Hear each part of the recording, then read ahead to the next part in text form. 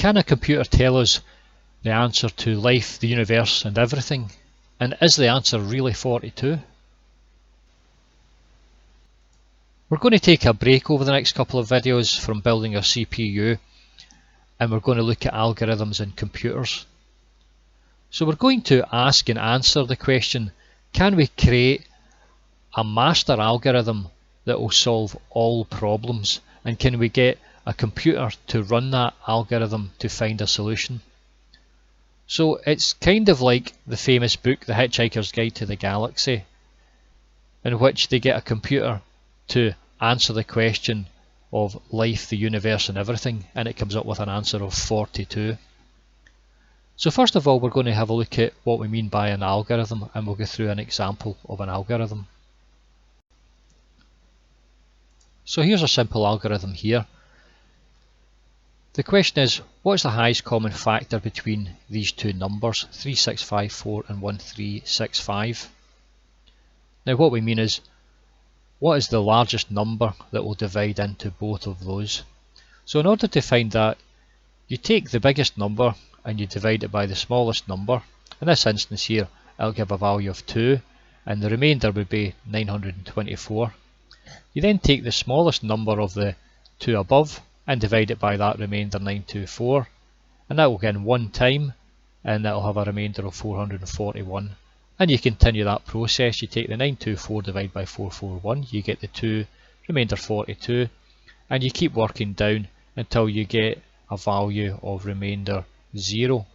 And the answer is going to be the value 21. So 21 is the highest common factor of these two numbers. So you can see here that the algorithm, if we were to write it out in words, we could say we divide the biggest number by the smallest number and find the remainder. We then we divide the smallest of the last numbers. Okay, so that's the smallest of the two numbers here, which is 924. And we divide it by the remainder, and we repeat that process all the way down till we get a value of 0, and the final answer is going to be this number here. Okay, so if we were to draw it out in a little diagram, it would look like this. So here's the flowchart. If you have the two numbers and you're looking for the highest common factor between these two numbers, you take the largest number. So let's assume the largest is A. So you're going to have A divided by B, and you get a remainder C. We then ask, is the answer 0? If the answer is 0, then the highest common factor is a value of B. So you can see that from above when you look at this one here. You can see here that we have a remainder. The remainder is 0. If the remainder is 0, the highest common factor is going to be that 21, which is our value B. So we say that this column here is column A, and that column is B. So if you get down to this point and the answer is no, then we come round and A becomes B and B becomes C, and then we work our way round this algorithm again. So you can see that again from above. We can see here that in this instance here, this is our A and that's our B, so you can see that the A there becomes the B, and the B here is the value of the remainder C. So we work our way round until we get a value of 0, and when we get that, we know that the answer is the value that's left, B. David Hilbert, a famous mathematician, he came along and formalised the problem, and he called it his Entschuldigung problem. So apologies for my German. It means decision problem. So we're still really asking ostensibly the same question. Is there some general algorithm for solving all mathematical problems of a certain type? Now this is a very loose interpretation of this problem, but it gives us something to start with. So we're still really asking, is there some master algorithm?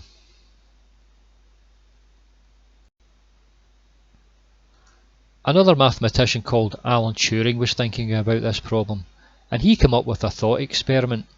He imagined a machine, which for the moment we'll call a Turing machine. And this Turing machine had at its input and output an infinite length of ticker tape. Now a ticker tape's just simply a tape with holes in it. So rather than thinking about it in terms of holes, we can think about it in terms of zeros and ones. Now this machine acted on these zeros and ones which were the input, and it threw out, in the end when it had finished working through its algorithm, it threw out an output. So take for example, here's our input, and when it's worked through this particular algorithm, it gives this particular output. So this really is just another way of thinking about our algorithm. It takes an input, it works through a process and gives us an output. So here's an example of an algorithm which is going to be ran via the Turing machine. If we think about the Turing machine as having a particular state, now I'll explain that just in a minute, but the state of the machine could be any number, 0, 1, up to a million, billion, whatever. It then receives an input, so the input is the value that's on the ticker tape, so that's just our zeros and ones coming into the machine. So depending on its internal state and the input that comes in, it can either retain that state at the same value or it can change it. It can then change the value of that input to another value or retain that same value, and then it will move the ticker tape one position to the left or the right. So that's all that machine will do. So what about this internal state? Well, what do we mean by that?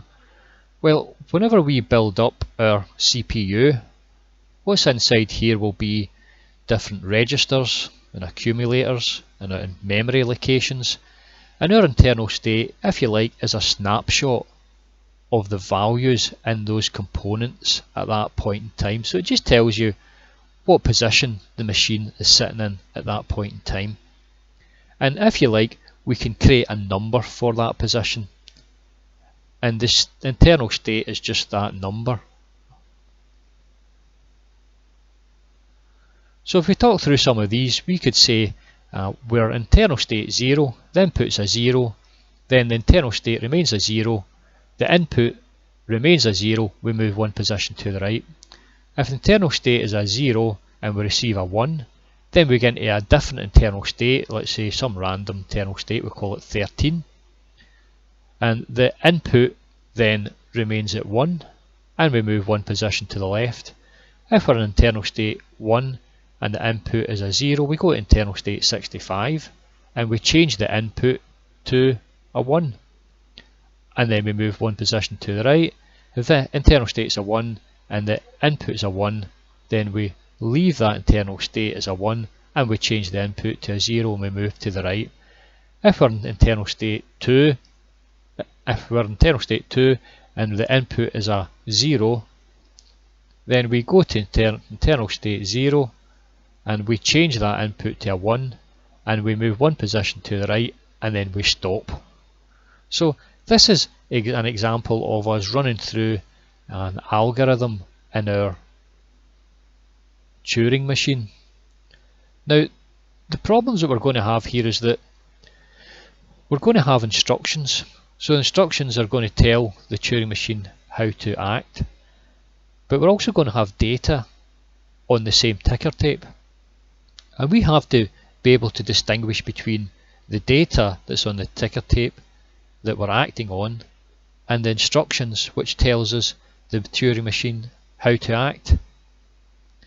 So we're going to have some sort of code in order to allow the machine to tell the difference between the instruction and the data, which all sits on the ticker tape. So it's all the zeros and ones all together. So let's go ahead and we'll see how to do that. So let's see how we can write our instruction and our data in one stream of ones and zeros in a manner that our Turing machine can come along and it can read it and it can know which parts are instruction, which parts are data. So I've got the top line here and you see it's just a bunch of zeros and ones. There's actually 19 of them running all the way along. And I've got another line down here, the third one down, and that's just another bunch of zeros and ones. There's 19 of them running along that line there as well. Now we're going to form a code here. Now the code is going to be quite simple. It's going to say When you get a 0 and a 0, that's represented by a 0. A 0, 1, 0 will be a 1. 0, 1, 1, 0 will be a 2.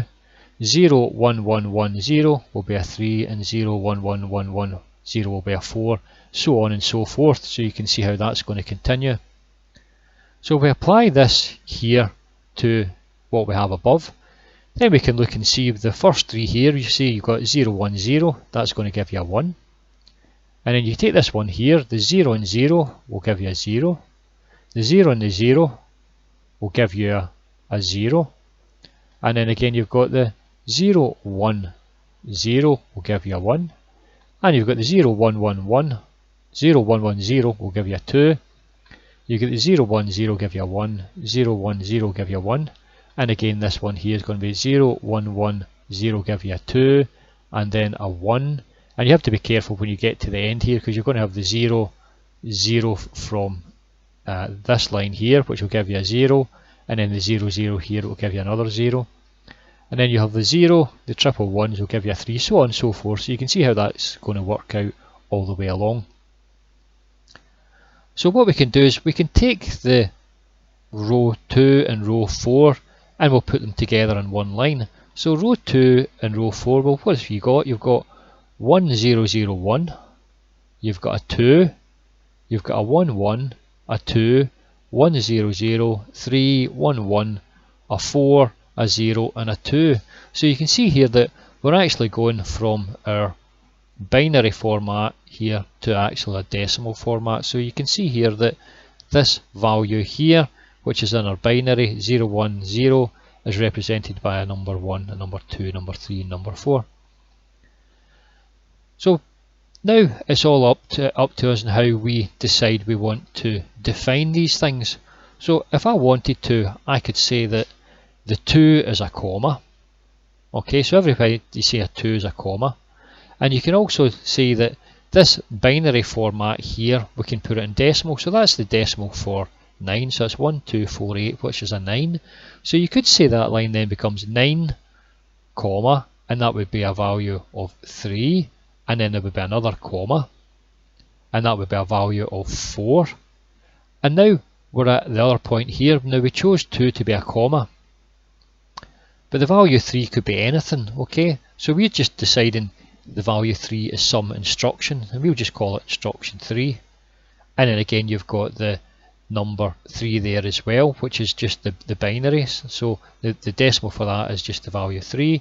And again you've got another value 4. And we can choose what we want to use that for. So we can choose that for an instruction, and we just call that instruction 4. And then you've got a value of 0, and then you've got your 2, which is your comma. So we could say that these two lines here, which are, it's 38 zeros and ones, can be actually represented in this format here. So 9, 3, 4, instruction set 3, 3, instruction set 4, 0, comma. So this here, in effect, it contains our data and our instructions. So our data is going to be our 9, and our 3, and our 4, and our 3, and our 0, and our instructions here is going to be instruction 3, instruction 4. And of course we could continue on with this. We could have instruction 5, 6, 7, 8, 9. So this is a neat way which we can call contraction, in order to represent the data and the instructions all together in one line in a format that the Turing machine is able to decipher. So let's take this little code that we've developed and we've called contraction, and we'll see in the next video whether a computer can answer the question of life, the universe and everything.